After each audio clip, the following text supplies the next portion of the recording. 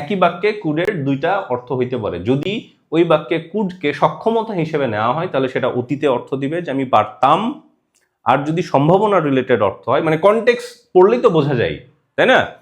একটা কনটেক্সট পড়লেই তো বোঝা যায়, বা কনটেক্সট বুঝলেই তো আসলে ধরতে পারা যায় যে আসলে এই কুডটা কি পারতাম সক্ষমতা অর্থ দিবে নাকি পার্সেন্টেজ অর্থ দিবে। প্রশ্ন হইতে পারে স্যার তাহলে আমরা কখন বুঝবো যে কুড সক্ষমতা অর্থ দিবে নাকি প্রবাবিলিটি অর্থ দিবে, কখন বুঝবো? খুবই সিম্পল, আগে পরের সেন্টেন্স দেখলেই বুঝবো, কনটেক্সট দেখলেই বুঝবো।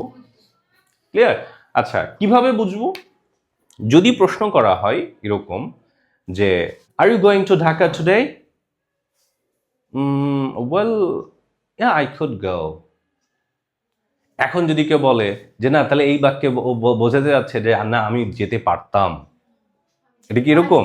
না, আমি যেতে পারি, সম্ভাবনা আছে, তাই না, যেতেও পারি, এরকম।